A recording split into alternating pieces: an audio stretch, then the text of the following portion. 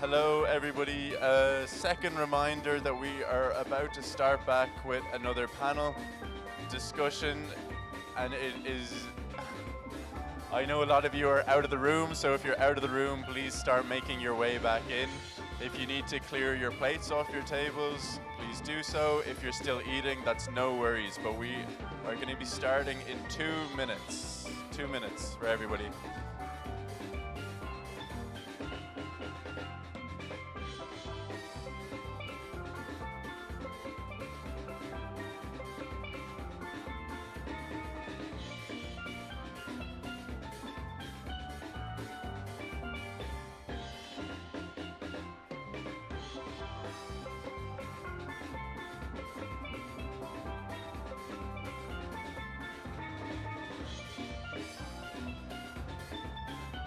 While everybody is making their way back into the room, I will give you a small little update as to how the rest of the day is going to play out. So we will have 2 more panel discussions, and then we will be joined by a researcher from the University of Oxford to make a presentation. And after that, everybody will have ample time to come together again when we go on the Nevis Experience, a field trip around the island and an interactive site visit with Nevlec. So 1 minute, please. I would really appreciate it if everybody can come back into the room, because this panel discussion promises to be a good one. Plenty of time for conversations later, everybody. Plenty of time.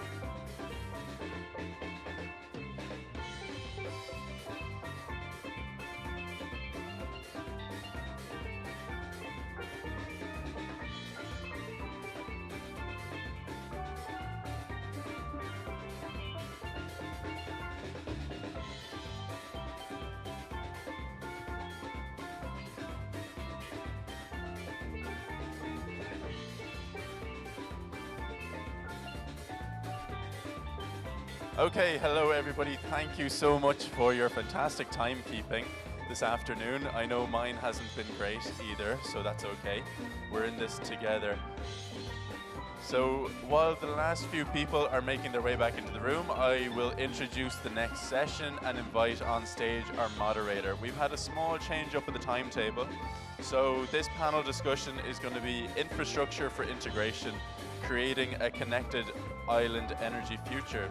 The conversation will be moderated by James Ellsmore, the CEO of Island Innovation, and we will be joined by Jonathan Kelly, the Energy Transition Manager at Skelec, and Albert Gordon, General Manager at Nevlec, to discuss what does it take to electrify the twin islands of St. Kitts and Nevis, infrastructure, collaboration, and interconnection. And I would like to invite James Ellsmore on stage to introduce our guests. Please, round of applause for James. Thank you, Adam. And yes, the hardest slot, right? Straight after lunch. So actually, we have both Nevlec and Skelec represented for this discussion. Slight change to the schedule. So I'd like to invite Ian Ward, the Chief Engineer from Nevlec, and Jonathan Kelly, the Energy Transition Manager from Skelec, to come and join me on stage. Thank you. And I think this will be a particularly interesting discussion because, as has been emphasized throughout today, this is a project that, although the geothermal is happening on Nevis, is being undertaken at the federation level. And so what happens when 2 utilities on 2 different islands are forced to collaborate and put into connection. I think not forced, actually. They're quite happy to, and I've noticed there's a lot of good momentum there. You can pass the microphone down here. So, Ian, yes, I can pass you this one as well. So, Ian, we'll start with you from Nevlec's perspective. Obviously, we're still in the theoretical stage, but getting closer to this cable going under the connection cable interconnection between Nevis and St. Kitts. What would that mean for Nevlec as a utility? Good afternoon again. Okay, thanks. Good afternoon again, James. It's a challenge. It's going to be a challenge. We're looking to go underground with the cables. So we're going from overhead to underground. That's too loud. So one of the major challenges is easement, space to trench and lay our cables. So that would be our first major challenge. And then obviously going to the various interconnection points. So we've had a discussion with Skelec. We're gonna go from Charlestown to Bastia. So from Charlestown to Port Zante will be our first interconnection point. And then from Cades Bay to Frigate Bay will be our second. So the plan is to do a loop circuit in Nevis and a loop circuit in St. Kitts. The second challenge would be stability of the power, the grid, because obviously two different entities, they have to stabilize their grid. We have to stabilize our grid. And then when we integrate, we have to have stability on both grids. So that will have some challenges, and hopefully we'll have expertise on the ground to help us to do that transition. Not only that, because right now we're operating at 11 kV, and the plan is to go up to 69 kV, which is also another huge challenge. We're operating at 11 kV now. We can do some of the work, but going to a transmission line will pose some additional challenges. So those from the Nevlec standpoint, that is what we're looking at. And obviously you've heard the Premier speak and also the Minister. So we don't envisage any political challenges. The political will is that both islands are amenable to a project. So it's just for us, Nevlec and Skelec, to find the ways and means to have that interconnection. The submarine cable will be another challenge. Even to install that submarine cable, you need expertise on that level. So that will be a challenge also. I'm not going to speak too long, because Jonathan needs to speak as well. So that will be an additional challenge, laying that submarine cable. And obviously we'll have to have interaction with the Marine Ministry to find out, to ensure that we're not disturbing certain fauna and flora within the seabed. And that will also happen with the underground cables. We don't want to cause too much changes to the environment and so forth. So I'll stay there for a moment and let Jonathan continue. Oh, fantastic. Thanks, Ian. I think that was a good summary of some of those challenges coming up. Ian, from the Skelec side, are there any other challenges that you envision? And also maybe you can touch on what the advantage is that this connection would bring for Skelec as a utility. All right. Thank you very much. Good afternoon. I trust everyone had a very good lunch. It was very tasty, yes? All right, I found so too. All right, so we're in the Federation of St. Kitts and Nevis. Right now, this summit is being held here. And it is important to understand that it is a twin island federation, but electrically, the two islands are what you would call islanded in terms of the grids are not interconnected. So even though a lot of the focus has been placed around interconnection to facilitate geothermal and the techno-economics and the economic viability around that, Skelec and Nevlec have always worked closely, and there's always been that benefit to be attained from interconnecting the grids even before geothermal comes online. And what has often been looked at as Ian has said, is the utilities have the responsibility at any given point in time to meet the demand for power and energy instantaneously and, of course, continuously. So while we're on the journey of the energy transition, there is still always going to be that need for continuously meeting the actual energy and power demands while we're moving towards that 100% renewable energy future.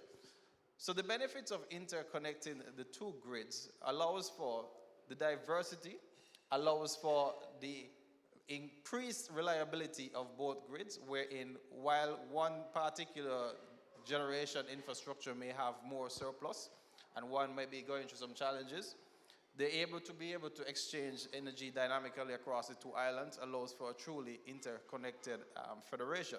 So while there may be challenges, whether it is economic need for human resource capacity, expertise, because we're looking at submarine infrastructure, we're looking at higher voltage levels, and as Ian was saying, we're only up to now comfortable with operating at 11 kV. 69 takes us to a whole different sort of ballpark of operation.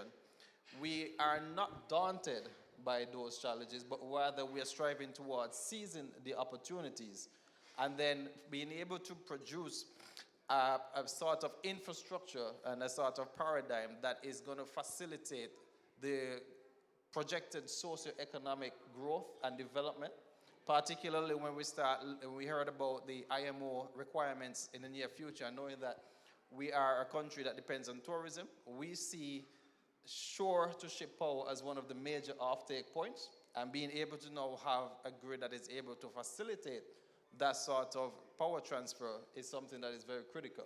So along the pathway of interconnection, there is a need and the consideration of overall grid modernization across the two islands, and then all facilitated towards the interconnection. That's a great summary, and I would like to invite if anyone from the floor has any comments or questions that they'd like to bring. We'll have opportunity for one or two questions, but I just wanted to echo your point on this as a fundamental opportunity for the whole economy. It goes far beyond that. And I think this first stage of interconnection is really exciting. What was talked about earlier, obviously that laying the pathway for further interconnection as far as St. Martin, Antigua, etc., for the whole region. Very exciting stuff.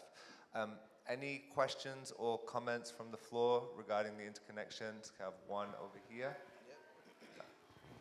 And any others? And we'll have one over here. So we'll just have those two. Starting here, I'll take them both and then I'll come to you.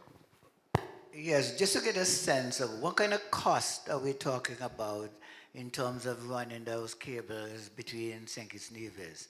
I know we have spent a lot of time looking at the cost of the production and so on. Any ideas to the cost?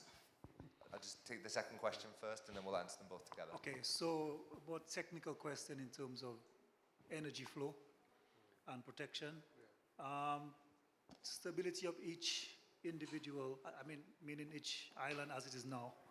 And when it's interconnected, Nevis will be the net exporter, of course. Any contingencies for isolation of St. Kitts in the future, for example, generator, I guess, that have been used, are not used, but if there's a prolonged outage or supply from Nevis, give and take anything. So are there sort of plans for that, making St. Kitts not vulnerable to that event? And what sort of grid and protection changes you expect to? Fantastic. So we have questions on cost and stability. We'll start with you, Ian. So the cost of the underground, we're looking at somewhere between $250 and $300 million. Us, real money.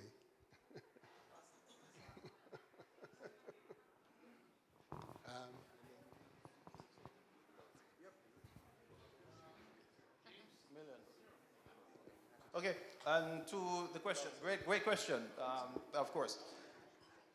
We are at the feasibility stage right now, right? And what you have outlined, yes, in terms of the power flow, dynamic and transient stability of the system, and understanding how the system dynamics would be and putting in the necessary sort of provisions for that has to be worked out. First, from just an actual redundancy standpoint, is looking at least 3 different interconnection points, allowing for if there is any sort of interruption, such as if an anchor is dropped on a submarine cable, that does not actually interrupt the power supply to the entire island. Secondly, there is always going to be the need for having the actual backup to any particular sort of intertie between 2 grids. You have seen recent examples, for example, in the European context, where you had cascading effects. And sometimes persons have said, well, what does that actually link to? Whether it is something due to renewable energy proliferation or cybersecurity sort of incident induced. And all of these different considerations are now part and parcel of any sort of modern power system design.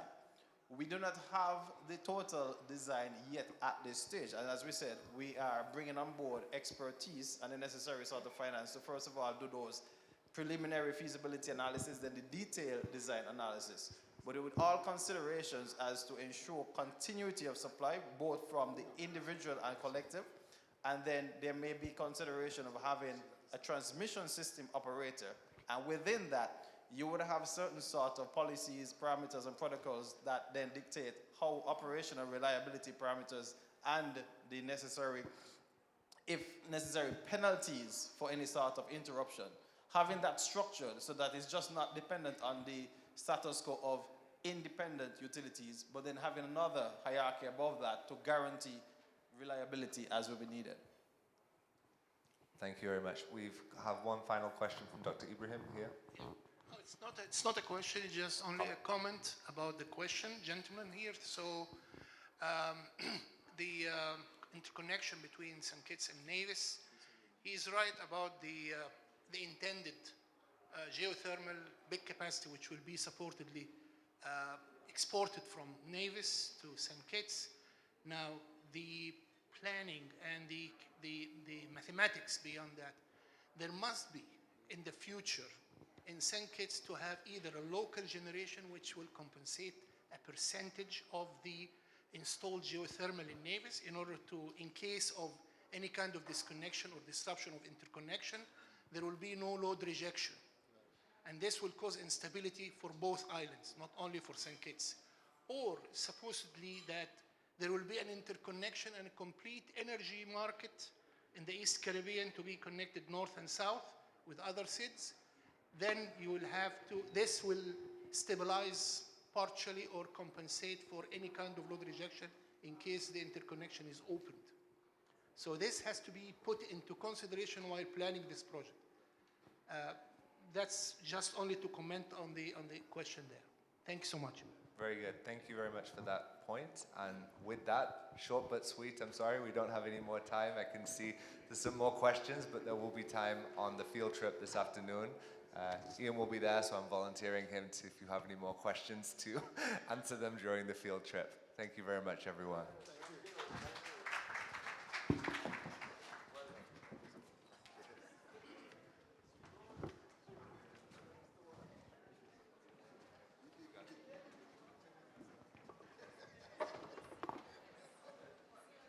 So thank you very much to James for moderating that session.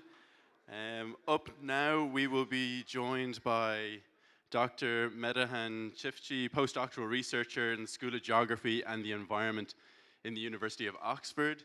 They're going to present on their early stage research and fieldwork in Montserrat, and the presentation includes discussion on their RESET project, an interdisciplinary research initiative funded by the Oxford Martin School, examining the technological, economic, and regulatory implications of geothermal mining for small island developing states. So big round of applause for Dr. Medahan Chifchi. Woo!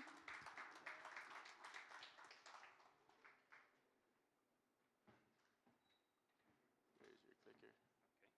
Okay. And this moves it forward. Yeah, the big button there. Okay. And you'll see it over there. Yeah, thank you so much, Adam. Honorable government representatives and esteemed members of the audience, I'm very pleasured and honored to be here with you and speaking to you about our project based at the Oxford University. And my name is Metan Çiftçi, and I'm a postdoctoral researcher on our research project called Reset Rethinking Natural Resources. And our project aims to understand the mineral potential of geothermal resources, which is a kind of a new perspective today to all the discussions about geothermal power. And we have global partners such as the Royal Society, Volcanic Observatory in Montserrat, and the University of Alberta. Just to get quickly started, geothermal can help create an energy ecosystem like we see in Kenya, but actually it has a much bigger potential. So in Kenya, you can see hot springs, greenhouses that are heated by geothermal for all year production, heat recovery from geothermal resources, and as well as related industrial productions as they were mentioned earlier today. However, today we would like to talk about its potential for critical raw materials. So as a key motivation for our project, we first started to observe the increased demand for critical raw materials that are required for different types of low carbon energy systems. So as you can see in the figures on the left-hand side, the demand for rare earth elements, which are critical to produce the permanent magnets that are needed for the wind turbines, for example, and electric vehicles, is increasing rapidly. So is copper that is used to transmit electricity. And according to some estimates by the International Energy Agency and World Bank, the demand for lithium can multiply by 5 to 40 times of the levels in 2020 by 2040 and 2050. So we are talking about a huge increase in demand for critical raw materials. And also on the right-hand side, in the Sankey diagram, you can see that only a handful of countries in the world are providing most of these crucial resources. And mainly China is a key producer of rare earth elements, which are often being discussed today as a geopolitical issue. And this reliance on a very low number of countries for the critical minerals raises questions about the security of supply, the diversity of source countries, and sustainability of our current approaches to mineral recovery, such as whether do we have enough recycling and all other circular options before we proceed with harmful mining activities. And so, as I said, there are geopolitical implications, and there are, I think slides are a little off, but it's fine. Implications about what it might mean for new energy technologies, and you know, amidst all these questions, we want to explore new approaches to extracting raw materials. So, it moved a little fast. Okay. Just to briefly reiterate on what we're doing. So, only in some unique geothermal systems you can have this kind of picture. So, there is this ductile seal between the magmatic realm and the groundwater realm, and only in such systems such as we observe in Montserrat, for example, and potentially in other Eastern Caribbean islands, there could be this exchange between the magmatic realm and the groundwater realm, which might allow for the minerals to be passed to the geofluids, and which can be observed as the fluid inclusions, which are the microscopic level crystals that you can see here in the second picture there. So this, our team of geologists are currently working on exploring what kinds of contents we see in these crystals, because they tell us a whole different story about what there is in these brines, when they were formed, under which conditions, which temperatures, which depths these elements can be formed, and to what extent there is this exchange between magmatic realm and the groundwater realm. So, and this is why our project aims to understand questions such as what is the metal endowment of geothermal fluids, and what metals can we extract from them, what kinds of techniques we can use to do this, and what are the economic potential of these minerals, and what are the social implications of doing this. And at Reset, we have different working packages. So our first work package aims to understand what is going on under the ground, basically what kinds of, what is the size of the reservoirs, what is their content, are they full of fluids or like gases? And the second work package aims to understand the mineral potential. And the third one, where I'm working at, is aims to understand the economic potential as well as the risks associated with having an extractive economy, and what are the regulatory barriers and aspects of conducting these extractions. And finally, the final working package aims to understand the social risks linked with geothermal mining. So there are currently a few projects that are going on in the world at different depths and types.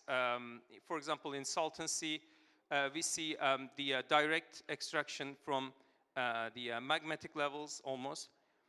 In, I think, in New Zealand systems, we have the extraction from the scales, the clearance of scales.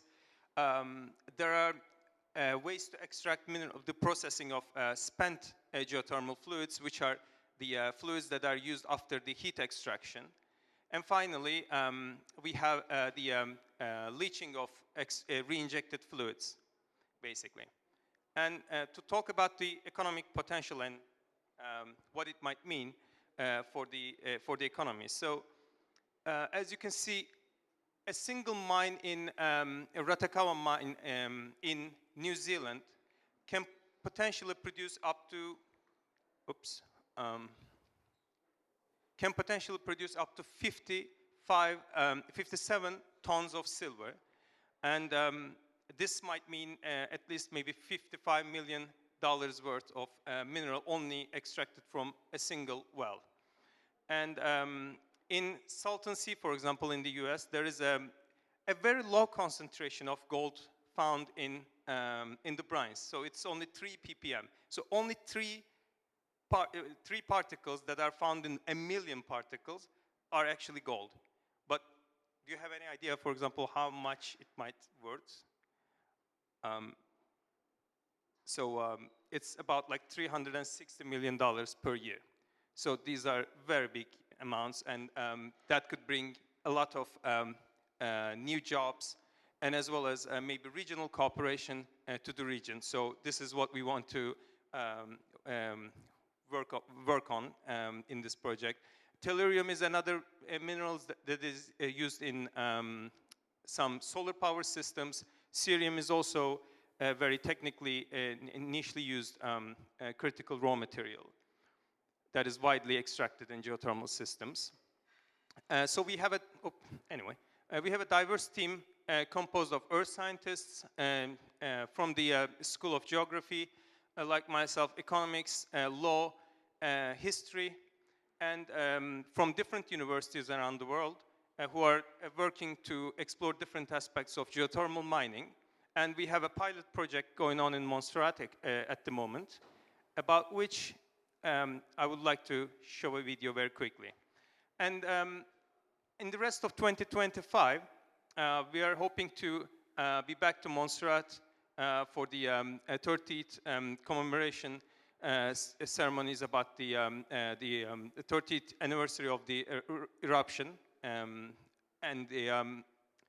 also, we have some groundwork scheduled for the next months of the year.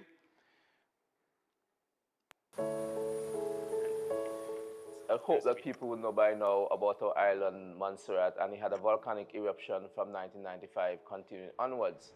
And that volcanic eruption has caused major destruction to the island's economy, its people, and its way of life.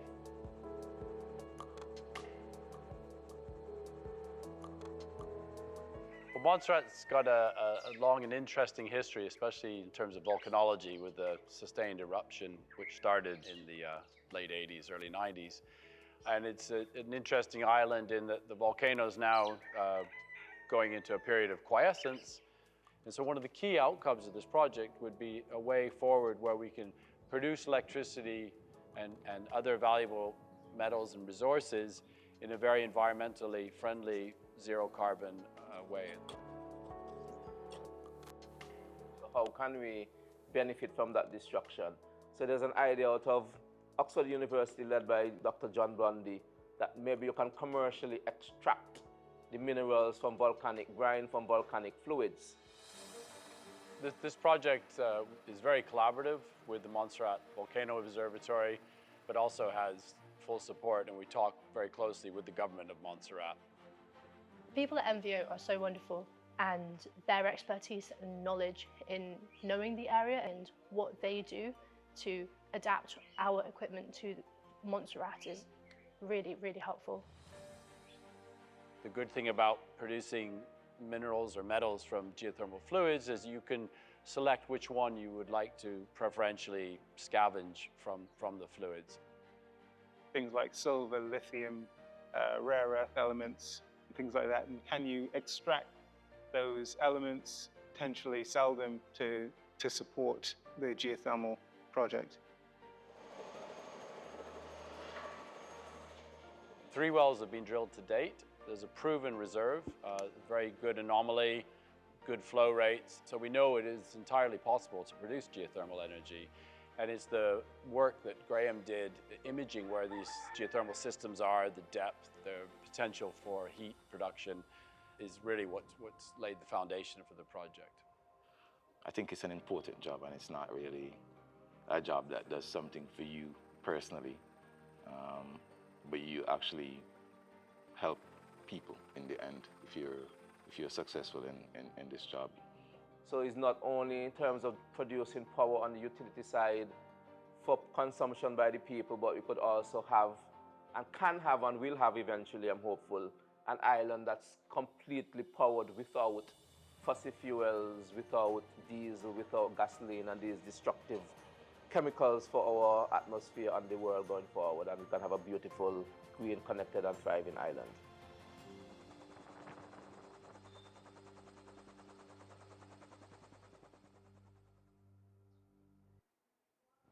Thank you very much for your attention. And I look forward to speaking to you more about this in the networking sessions and break. Cheers. Thank you. Big round of applause again for Metan. Great. So thanks for sticking with us. We're moving on to our last session of the day before we head out on our tour. And this session is going to be a panel on geothermal pathways, advancing sustainable development on islands. And so what we're going to be talking about is how knowledge sharing is key to building successful projects. As such, this session will focus on a series of impactful case studies from islands worldwide, showcasing both the successes and challenges faced in geothermal development. And the moderator of the session is going to be the representative of the GeoBuild program, who we heard from earlier in the OECS, Ernie Stapleton. So big round of applause for Ernie as we welcome him to the stage.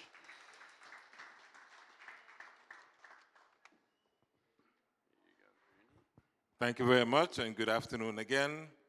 We're going to go straight into calling the panelists up so that we can get out of here quickly, because I want you to see what Nevis has to offer. So we're going to invite again Dr. Shireen Ibrahim. We also have with us project manager from the Renewable Energy Sector Development Project from St. Lucia, Ken Aldonza. Come forward, please. Then we have two good gentlemen from OMA Technologies, Simon Weberson, Vice President, Exploration and Resource Management, and also Raphael Swedlow. Thank you very much. And then we also want to bring back Dalton.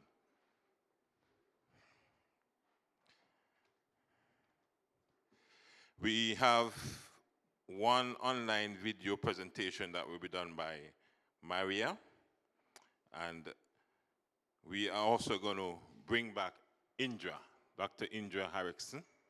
Come forward, please. I will sit at the end, and this is how we are going to do this so that we can be as efficient as possible. You would have heard from Shireen before, and Dalton also. I'm not sure if you've heard from Indra. Indra was moderating the panel. So this is what we're going to do. We're going to ask the team from OMAT to make their presentation first. And I think I'm going to go with Raphael first, followed by Simon. And so we'll deal with the OMAT, 5 minutes each. And then we'll have the video link by Maria, and that is about 8 minutes. So if you check, because I only have a half an hour, so time is going there. And then after that, we would invite Ken to talk about the project in St. Lucia, followed by Indra. And then last but not least, we're going to have Shireen, followed by Dalton, in that order. Okay. So, ladies and gentlemen, over to you, Raphael. Well, thank you everyone for having me here, for having us here. Firstly, good afternoon. I would like for the next 5 minutes that we have present a little bit about OMA Technologies, who we are. We are the sponsors of this Geothermal Forum. And I want to go back to the very foundations of OMAT. So the company has been founded in 1965 by Lucien Bronitsky, where he had a vision of using a different multi-fluid for turbines. Instead of using steam, using an organic cranking cycle, an organic fluid that would be more efficient in a thermodynamic way. And that's how the first project in 1966 in Mali was created. Back then, nobody talked about sustainability. Nobody talked about going green. It was something that was completely out of the box, out of the thinking. Later on, we were to develop what was called the solar pumps. So using a temperature differential between the sun and the water to generate electricity by using that temperature differential. That was purely experimental, but it gave the company the possibility to develop heat exchangers. Now we have also a heat exchanger that has been developed. Later on, the company went through developing what we call an RPU, remote power unit, and that was the first commercial breakthrough where the company was able to create very resistant energy units that would be installed in many, many places for generating electricity in every environmental condition. Later on, the company decided to go more into the geothermal industry, so taking the capability of creating heat exchangers, turbines, playing with the temperature differential, and so entering the realm of low to medium enthalpy geothermal projects, where before that it was only steam-based technologies. And that opened up the world to many additional fields where were unable to be developed by traditional technologies. Later on, with the big project that we had, the first one in the Philippines, we managed to have our EPC and developed capabilities of not only supplying equipment, but also doing the construction on site, and so provide a fully vertically solution. Back in the early 2000s, we enter into the realm of the IPPs. So that's an additional step where we are negotiating PPAs with the off-takers, do also the development works, and our end product now is not a power plant anymore, but the actual electricity that is sold to the grid. So today, OMAT is a company listed on the New York Stock Exchange with around 1,600 employees. We own and operate around 1,500 megawatts of mostly geothermal power plants across the world, from the US through Honduras, Guatemala, Guadeloupe, Kenya, and many, many additional countries. So the difference from us to other companies is that we are the only one which is 100% vertically integrated. And that gives us the edge of having a responsibility on every step that has been developed. So we are not only drillers that will do the drilling, and afterward we leave the construction of the power plant to somebody else. Or we are not an equipment supplier that will not give the guarantee of a functioning power plant for the contractual life of that power plant. So that is something that differentiates us, and it's also a learning process that we are integrating into the countries that we are operating, which means that we are developing a geothermal project. We have our geologists, we have our capabilities that we are bringing in, and it's a knowledge transfer to the country that has the project being developed, because every project that we are doing it are in partnership with the local country. So today, OMAT is the largest geothermal operator in the world. We hope to keep that and to push that and to enter into new markets so we can continue to share the development of geothermal power plants and the geothermal industry in areas that were harder to develop in the past and that are today more accessible. So in terms of our activity in the region, so we are in the Guadeloupe geothermal power plant since 2016. We are currently constructing the extension of that geothermal power plant. So we purchased the power plant from EDF in 2016. We've made an optimization of that power plant and now construction of future expansion where we will reach in a year time 25 megawatts. We also now constructing the power plant in Dominica, where this one is supposed to be commissioned by the end of this year, hopefully. And we are eyeing on additional islands within that area where we can create an area where we have a center of excellence for geothermal knowledge. And this one would be, it will be able to transfer basically the capabilities from island to island and to have a sustainable production of geothermal power and a relatively fast response in case you need any spare parts, any back to the grid. And that would give an advantage basically to have several units on islands and give energy independence to all those countries. So when we are looking on what is important when we look on a geothermal project, there are two denominators that are common for every geothermal project.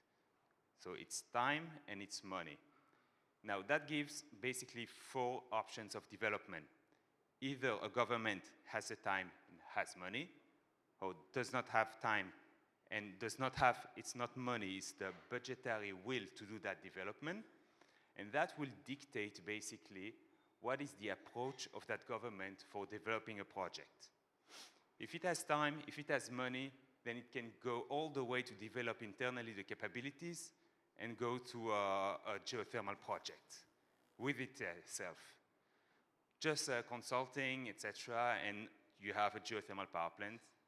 It will take a lot of time, a lot of effort, but that's one possibility. If there is no time and no budget dedicated to that, 100% needs to go to the private sector.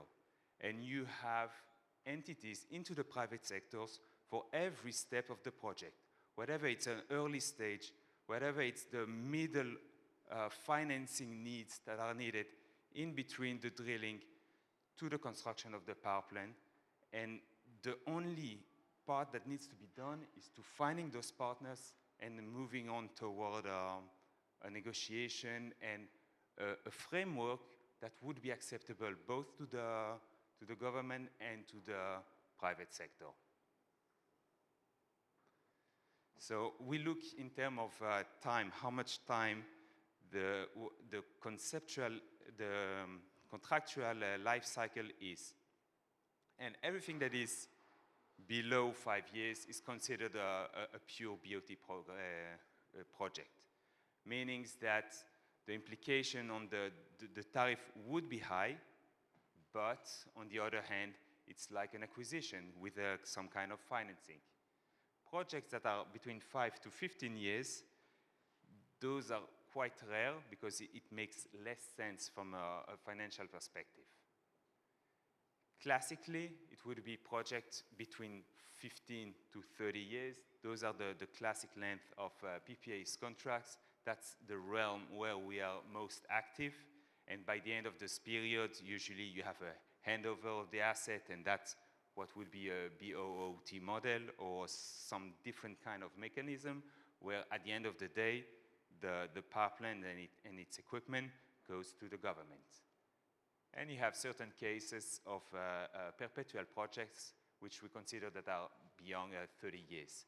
What is important here is that the project life cycle exceeds the contractual life cycle. We can take the analogy to a bridge. A bridge is constructed for decades, even if the contractual life cycle of it is for much less. The power plants that we are constructing here will exceed our lifetime. And that is something that is really important to take into consideration when choosing a partner and when managing those type of developments. Yeah, so I'll skip that part. I'll just show you some pictures of power plants of the development that we have done. So this is the Olkaria power plant, 150 megawatts. The development started in the year 2000. It's located in Kenya and has been operated since. Today we are constructing the Dominica power plant. So this is an aerial picture where you see the air-cooled condensers that is under construction. It's a relatively old picture, so it's much more advanced today. COD is expected by December of this year. The Guadeloupe power plant, well, now we are running for a 10 megawatt extension, and recently we have requested to add an additional 25 megawatts, so this will reach a 50 megawatt complex, hopefully by the year 2032. McGuinness Hill, that is an example of an incremental growth of a power plant where we are adding units as the project goes on. That's also something that is critical for the reservoir health and for creating a sustainable geothermal development. Thank you. Thank you.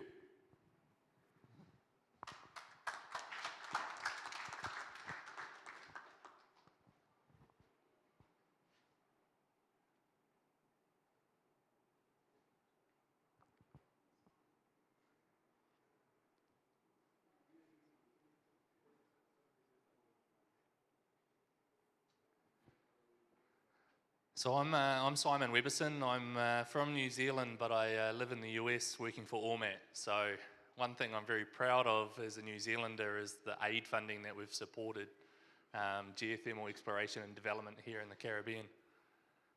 Just waiting for some slides to pop up. So one of the things I'm really fortunate for is I manage the world's most active in exploration and reservoir team in the world, and it's a real privilege and honour to do that. So at ORMAT we operate 29 geothermal fields around the world. That's over 4 times more than the world's next largest operator, and a number of these projects are quite small. So whilst we operate the most megawatts, it's not a 4 times on the next biggest operator. And what I have in the slides is showing a bit about our workflow and also how we have to think differently by operating a number of smaller geothermal projects, and in particular on islands. So for us, we are very used to operating on islands. We operate in Hawaii, and there's no service industry there, and we have to be very standalone. We have 38 megawatts there at the moment, and we're stepping it up to 46 soon. But we also operate in Guatemala, where we have 2 power plants, and there's no other service industry there. So whilst it's on the continent itself, it's not really, it is like an island. So here's my slide. So on the resource side of Ormat, there's sort of 2 divisions. There's drilling, and then there's exploration and resource management, and I'm responsible for the exploration and resource management side. In a nutshell, we are the Geoscience and Reservoir Engineering group, and we have numerical modelling as well as production engineering, because Ormat operates in the US mainly, and it has about 180 wells where we have production pumps in them where the field's cool enough to allow it. We take a real global view of geothermal, and so we have some tools behind the scenes that tracks all the geothermal resources around the world. That enables us to have a very systematic way of looking at geothermal resources. And you see on this map, you see we operate in Indonesia. There's many islands in Indonesia. We operate in Kenya, and because we're not a state-owned company, we basically operate like we're an island there. We are our own entity. We are not having much interaction with KenGen or GDC, and we basically have to work like we're on an island. Likewise in Honduras, in Guadeloupe, about to be in Dominica, Guatemala, and in places like Hawaii in the US. We're also the only operator in Oregon, the only operator in Idaho. We operate in many, many places. So whilst we operate 29 fields, we have 3 fields that are currently being developed, and a development time frame is typically 2 years. And we have over 40 prospects in our exploration pipeline. And this is where we're taking the risk to explore, to turn on power plants. It is our core business to manage risk and to take projects forward. So to take projects forward, we have this workflow. We go through stage gates, and these are going from geoscience through to drilling, and then we do testing, and then we build numerical models, and then we do the development where we build the power plant, and we also do development drilling, and then we operate it. And the operation allows us to learn and take that knowledge back to our exploration and makes us better at what we do. So I've just got some photos here. So we do geophysics in-house, we do geology, where we do mapping and come up with conceptual models. We do geochemistry sampling, and we use that data to help tell us about the geothermal fluid under the ground. We move into drilling with small rigs. We're doing this, we have a drilling rig in the US that's been running for 3 years now, and we've managed to get the drilling costs down 70% by having a campaign running through time. We drill big wells after we've drilled the little wells, and this is where we start to prove up production first and then move into trying to prove up injection. And we have really good success rates. We're really good at what we do, and I'm very proud to say that, because it's a hell of a lot of hard work from my team, and they are amazing at what they do. We then go into flow testing and do long-term tests. This is typically a 3-month test, and this is where we stress the reservoir enough that we see what's going to happen a little bit during operation, and it helps us build a numerical model. We put all that data together through various systems, geology and geophysics and temperatures, and we sort of see what we make out to be what's called a conceptual model. We turn it into a computer model, which is a bit like a weather forecast, but down below ground. And then ultimately, we release a project.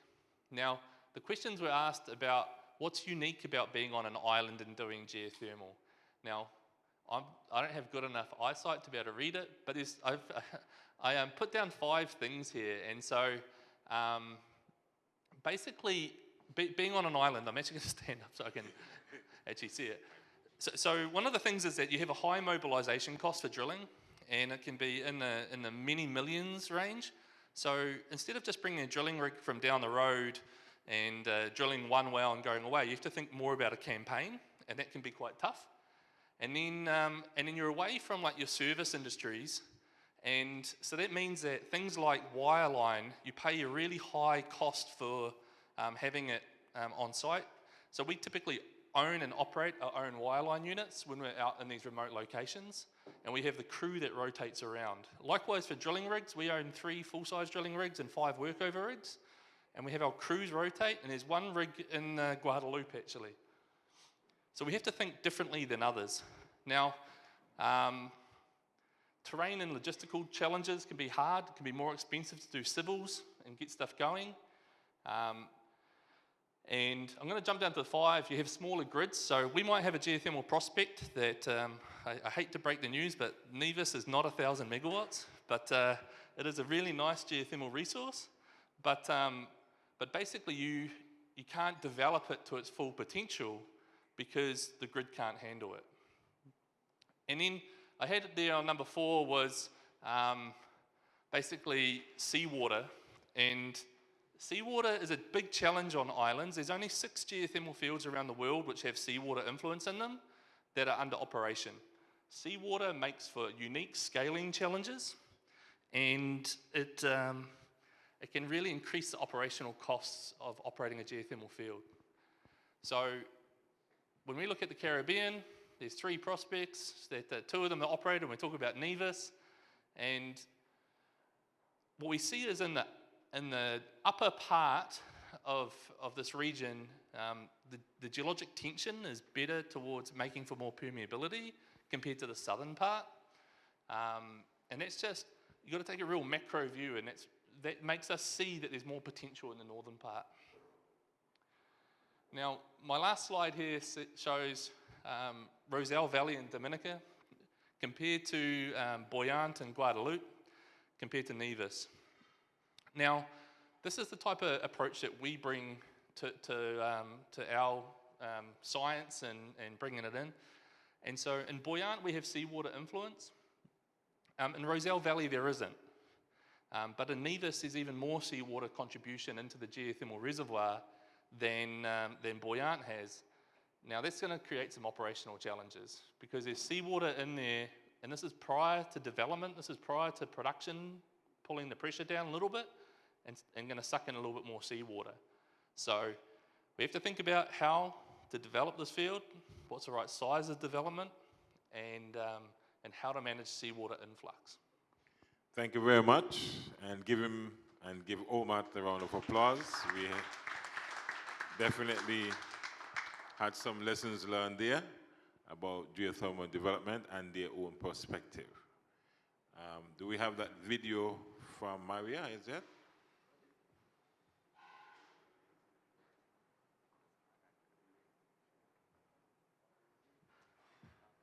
If not, for time's sake. Hello, Okay, great. my name is Maria Rangel, and I would like to thank the invitation to participate in this Geothermal Energy Forum. I'm a senior geologist working at EDA Renewables, an Azorian public company sources of energy to produce electricity, namely geothermal energy. I will share with you throughout this presentation the development of the geothermal project in the Azores. The Azores archipelago, formed by 9 islands in the North Atlantic Ocean, belongs to Portugal at about 1,600 kilometers distance from the mainland. The Azores have around 237. Okay, great. So we're having video challenges there, so we'll move right on. So we have next. Yes? 3 minutes.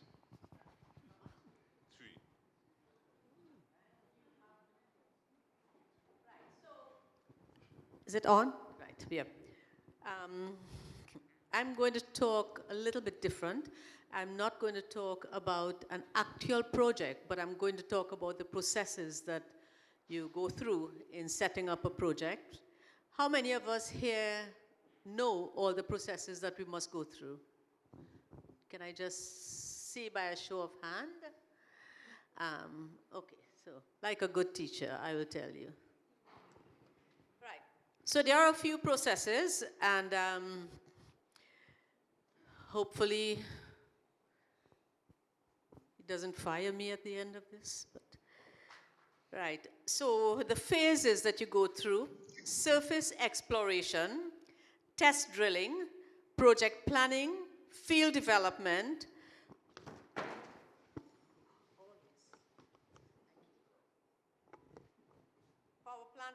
power plant construction, and lastly, operation and maintenance. So I'll just go into a little detail on these different processes. So the first thing we must do is that preliminary survey and the exploration. So you want to identify geothermal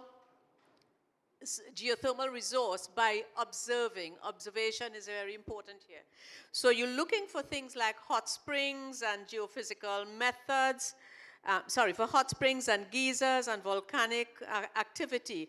Those generally indicate geothermal activity.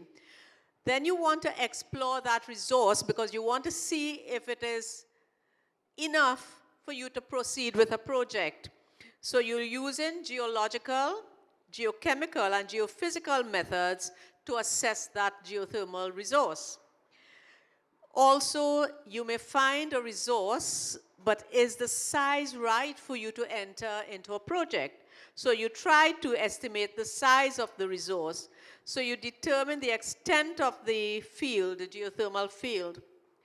And when you have done that, you need to classify the geothermal field.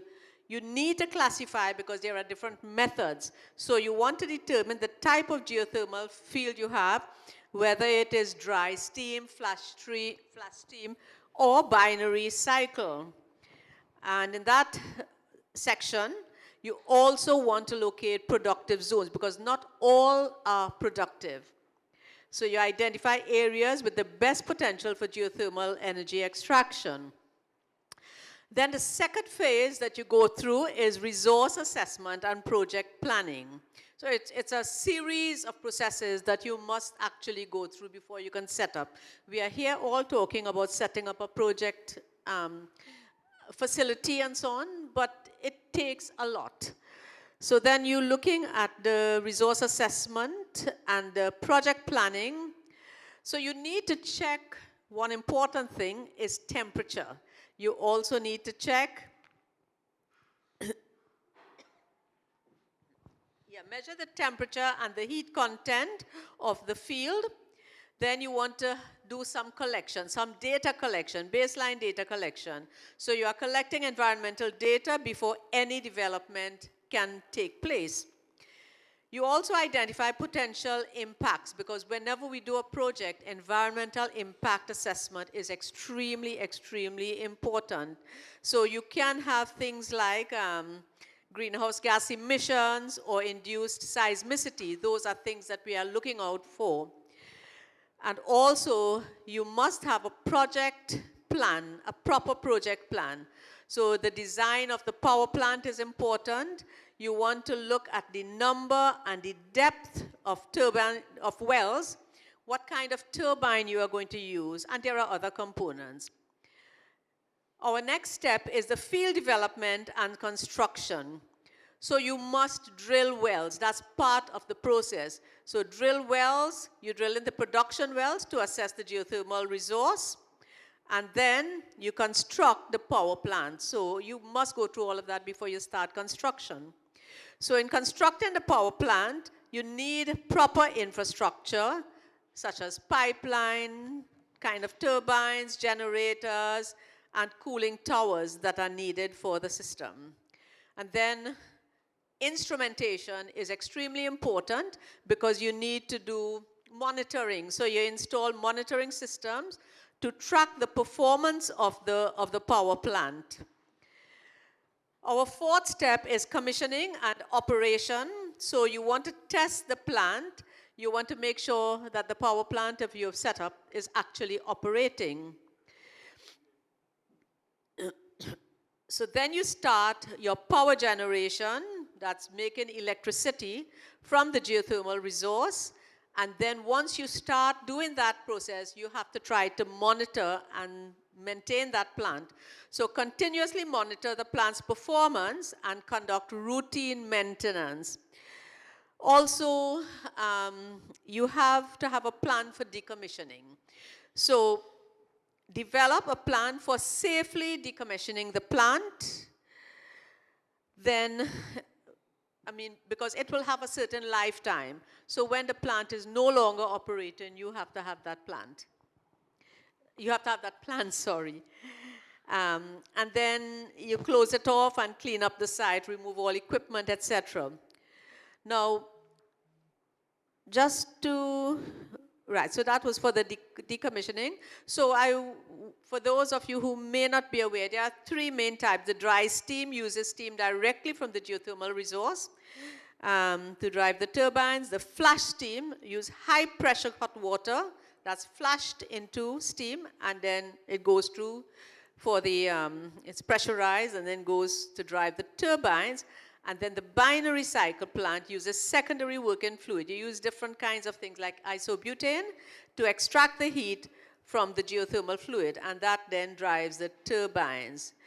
So those are the main things. So some of the things we need to pay attention to is the resource availability.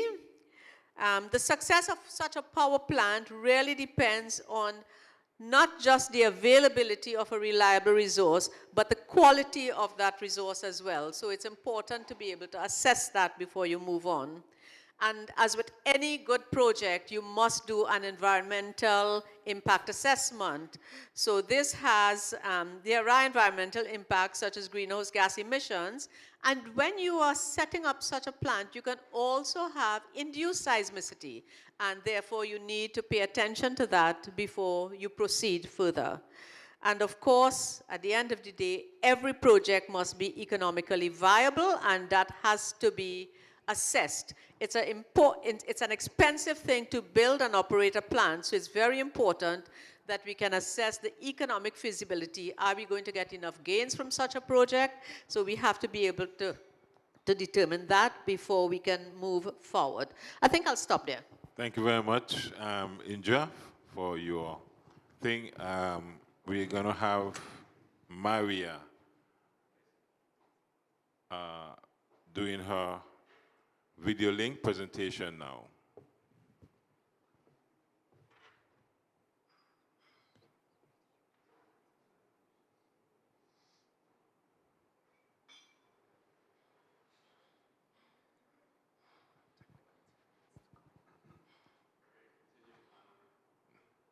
Okay, still not ready yet?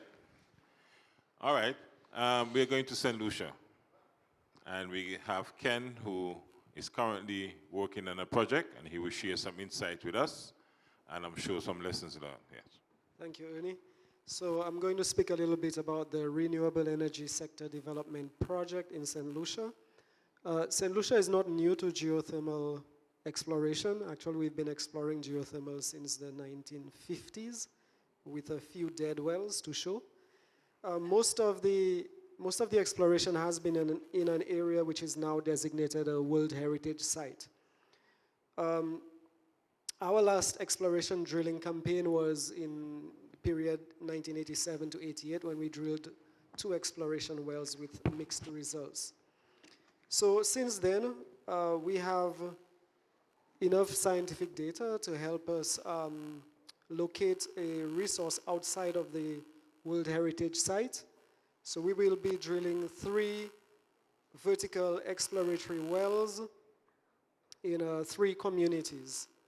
The project is to inform the government of St. Lucia on its capacity to generate electricity from geothermal energy. So at the moment, we're not sure we have capacity to do that. So this is the purpose of the exploration drilling.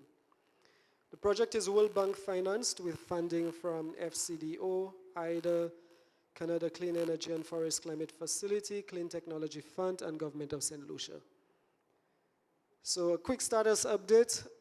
Currently, our civil works tender has been published. So we've had a pre-bid meeting with potential contractors. Next month, we would like to publish our integrated drilling services tender. So for the drilling contractors in the room who are interested in slim hole drilling, there's a potential opportunity there.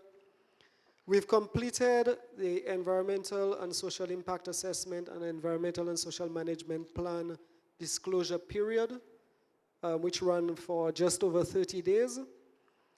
Because we are working in populated areas, we're also developing an abbreviated resettlement action plan.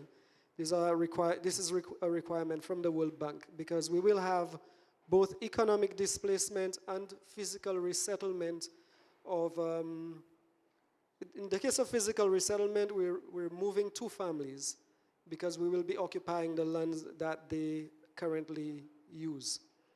We will have also both voluntary and involuntary land acquisitions, and all of the details of that will be disclosed in the resettlement action plan, which will be publicly disclosed for a minimum period of at least 30 days. Some of the community benefits from the exploration project include expanded and improved roads to the communities, improved water infrastructure in at least one community, and addition of street lighting in one of the communities. We've not been doing this alone. Obviously, we have a lot of financing partners, but the project implementation unit for the project has worked closely as well with the Bouillante plant in Guadeloupe, which we visited, and Raphael was a very good host. We've also visited, our project team as well as stakeholders have visited also the Dominica Geothermal project. So we've been to the site and we've had a few learnings from the company there. We're in close communication with the Grenada project to see how we can collaborate where it's possible. We also have other partners such as GeoBuild. GeoBuild will be assisting us with developing the geothermal regulations, which we currently do not have in St. Lucia. But one of the outputs of this project is to develop geothermal regulations. And we are also working with the government of New Zealand. They will be supporting us with direct use studies. So I was very happy to hear the earlier presentation about the potential for minerals extraction from the geothermal fluids. So that is maybe something we can also look at. And some good news for our project. Just over the weekend, we got the news that we've had some additional financing approved by the World Bank. We have had to do this because the project was originally designed and approved in 2021, but since then, the price for drilling exploratory wells has increased significantly. So we've had to put in an application for additional financing, which we now have, so we can drill our 3 exploration wells.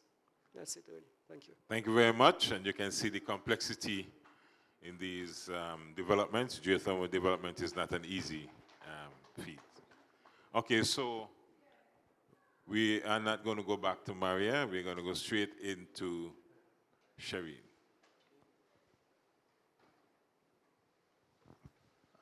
Thank you.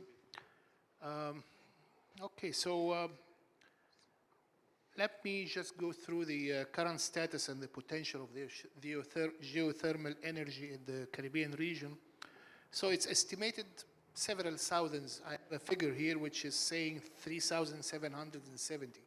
I'm not sure about exact resolution of these kind of figures, but usually I like to say several hundred, several thousand, so it's huge. So it's very potential. So the active projects, we have Dominica, which has a 10 megawatt geothermal plant under construction, expected to be completed by January 26. So the project was financed by CDB, $34.8 million, and co-financed by IDB, GCF, and Global Affairs Canada. Nevis, we have the geothermal project here has entered the bidding stage November 2024, hopefully to be completed in Q3 25, very close. So it's aiming to supply the local demand and export the surplus energy. Grenada in December 24, UK Foreign Aid, Commonwealth and Development FCDO approved £10 million to support the test drilling. And St. Vincent and the Grenadines, they completed the geothermal exploration with $27 million, supported by CDB as well. Now, the strategies to advance the geothermal development in the region, 5 strategies or 5 steps towards these kind of achievements. So the first one is to strengthen the regional collaboration. OECS has to play a pivotal role through initiatives like GeoBuild program, which offers technical assistance, capacity building, and policy support. Second strategy is the securing and diversifying of funding.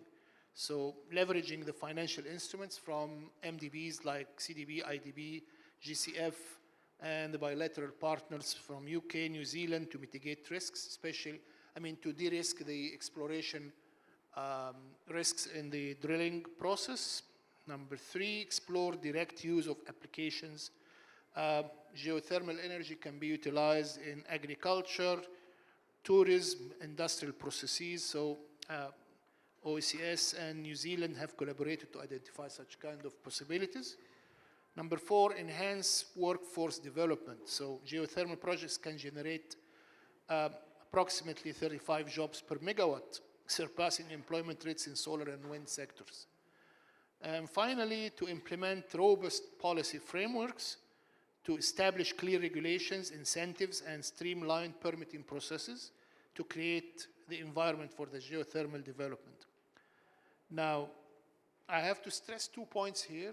The OECS Geothermal Knowledge Hub, which is a strategic initiative designed to accelerate and sustain the geothermal energy development across the Eastern Caribbean by centralizing the knowledge, strengthening institutional capacity, facilitating regional cooperation, which is very important. So decentralizing data repository and information sharing, technical capacity building and training, regulatory and policy guidance, a platform for investors' confidence and coordination, and finally is a regional collaboration and resource pooling, of course with monitoring, evaluation, and knowledge feedback. So this kind of collaboration or creating a knowledge hub for information about geothermal energy exploration or development is a very important subject which needs to be contributed to all, maybe led by OECS as well. Second thing which I would like to emphasize or stress on is the PPP, or public-private partnership. I believe my colleagues here from ORMED, they have presented an excellent example worldwide, especially in Dominica. So this kind of example or collaboration with the private sector enhances the possibility of having very positive outcomes, EPC contracting, reducing or de-risking the exploration risks, having a better model for such kind of long-term investment, bankable PPAs, and having a good model like BOT to mitigate the risks of the lack of capacity among the regions in this new field. So I believe that having a hub or having a knowledge sharing center led by OECS is very important. At the same time, to adopt the PPP model with the SIDS governments and the private sector is going to be very helpful and for the geothermal drilling or geothermal energy development issue. Thank you so much. Thank you, Shireen. And I deliberately left Dalton to the last because he did a presentation he presented this morning. And so I just want to ask him, based on the development in Dominica, what are about 3 lessons that you have learned so far in your development so that you can share with us this afternoon? Okay, so in terms of the lessons, one of the first things is the recognition of innocence. In Dominica, I'll give you an example. In 2008, when we started the geoscientific studies and proceeded into exploration drilling, we were unaware of things like having a company man, for example. And so this lack of this ignorance or this innocence led to a delay in getting an owner's engineer and a company man. That's something to that effect. And so even if information is out there, this geothermal niche is pretty small in terms of you have the same players, or at least familiarity of the players. And so the sharing of information to the point of this forum is really critical. And what I found is in pushing forward, we also attempted to learn or to cling to lessons learned because we feel that things do not change. And again, when you deal with different styles of development and procurement and different interests, some of them motivated for different reasons, you also have to be open to, I guess, varying points of view, both from a technical and financial side of things. We went to market in 2019 for a 7-megawatt plant. And again, it was an unsuccessful procurement because of the design and the reality of the terrain in Dominica. We actually had some prohibitive costs twice. I think the cost of the bids were double the budget. And so another lesson learned is that sometimes you have to, maybe you as the local person can provide a little more input into your own procurement because you are aware of the realities on the ground and you know that certain things that are said as diplomatically as possible as they sound on paper or as professional and so on, you know the realities of your island, you know the challenges that you face. And so we tend, again, maybe from the lessons learned from before, we said, okay, we'll follow these new policies and new procedures, or even the experts. And then sometimes you deny your own intuition. So you go from not knowing to wishing you had been more proactive. Again, I want to share in terms of the development for production drilling. When we got to the new reinjection strategy, there is still a realization that, okay, we are going conservative on a 10-megawatt plant, but there's a lot of reasons for that, a lot of justification, because you de-risk your project, you prove your resource, and the truth is, the OMAT team is here, so I can say that in 2 to 3 years, there is the option to expand the plant. And so you have to take this conservative approach with geothermal because the risk is high. The capital costs are sometimes prohibitive, if you ask me. And so if you justify, a 10-megawatt plant in our case, then you can say in 3 years, you look at the reservoir response, you do a responsible, I guess, best practice resource management, and then you come in 3 years and you say 5 more megawatts, 10 megawatt extra. And so incrementally you see all your challenges. One more thing in terms of knowledge sharing. In my experience with the other Caribbean islands, I think it's really, really good because the assumption is if Dominica is ahead that we know more in terms of, based on our experience, but that's not necessarily the case. There are certain times I talk to colleagues who are doing things in a new way who sometimes make me wish we had done it that way. And so and plus Dominica is not an end all right now. Post that, like I said, expansion, we have other geothermal zones. And so, quick example, a colleague of mine asked me about water use in drilling. And I was stumped because in Dominica, I never thought the reverse flow, we use water for geothermal, and then the resource isn't as available here. And so he sent me to do some math, and I'm not done. I'll probably just give him the information and he can calculate. But these are the things that we can share with each other, the practical knowledge, the environmental and social, in terms of the challenges. We used Guadeloupe as an example to our own naysayers, the people who had doubts, the people who questioned the project. We took them on a trip to Guadeloupe and we showed them Bouillante. At the time it was, I think, 2010, pre-OMAT. But they were able to be convinced that this works, this can operate. The same can be done in Dominica from another island. Hey, here's an OMAT plant. Here's how it works. It's in operation. It's safe, best practice.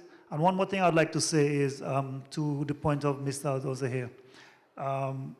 The Dominica Geothermal Company's website, we have published all the studies, for example, environmental impact assessments, environmental and social impact assessments, that you can look at what's specific about the island case, because it's different in all areas. We have our challenges, but there are some common things in the island setting. And you can see that these documents have been published, commented on, and so we can use these as guidelines to know, to have an expectation in terms of the level, the standards that are set, and what we can look for. Yeah. Thank you very much for sharing and for indicating to us about the importance of knowledge exchange and talking to each other. That is critical as we move forward to develop the geothermal sector. I think we have time for one question, and that's it. So anyone has a question that they would like to ask? If not, I just want to thank everybody for... Oh, sorry.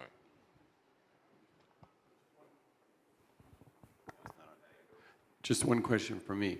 What would be a typical or expected range of cost for the Dominica project and a cost per kilowatt hour? What sort of ranges would you be looking at?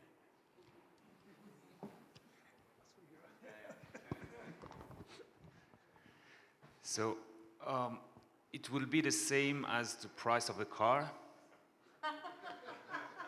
So it will really depend on the characteristic of the well field.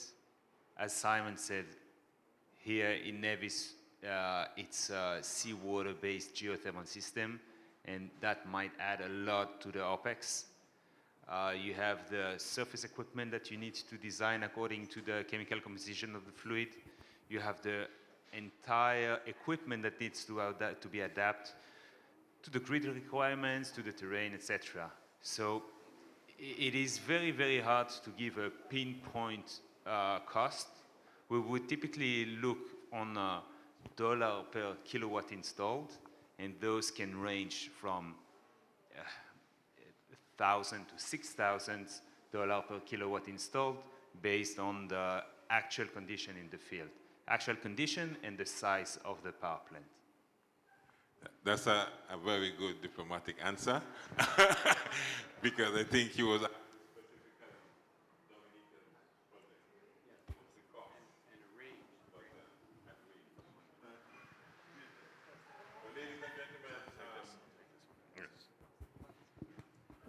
Ladies and gentlemen, I think this was a very interesting panel, and I want to give the panelists a round of applause, and we thank them very much for presentation. So I'll turn over now to Island Innovation. Perfect. Thank you very much. Thank you so much. I believe there should be some presence there from the Nevis Island Administration there for all the speakers, so thank you very much. And thank you everybody for engaging today. Again, back to some logistics as to how the next part of the day is going to work. We're going on our field trip, and the plan is that we will be leaving on the buses in 15 minutes. The buses are in the same location as they were earlier, but listen up, before you leave, this is very important information as to what bus and group you're going to be in, because we're splitting the group here into two. And group one, okay, everybody that's on tables 18, 5, 9, 11, 13, and 17, okay? You got that? Everybody that's on 18, 5, 9, 11, 13, and 17 is in group one, okay? And group two, just to read it out, is tables 1, 2, 6, 8, 10, 12, 4, and 3. Okay, that is group two. Perfect. Is that reason? Anyway, it's based on numbers, the size of the buses. Okay, that's reasonably clear. I'll be outside anyway. Just know your table numbers And yeah, we're leaving in 15. Yeah, the buses are in the same location they were earlier.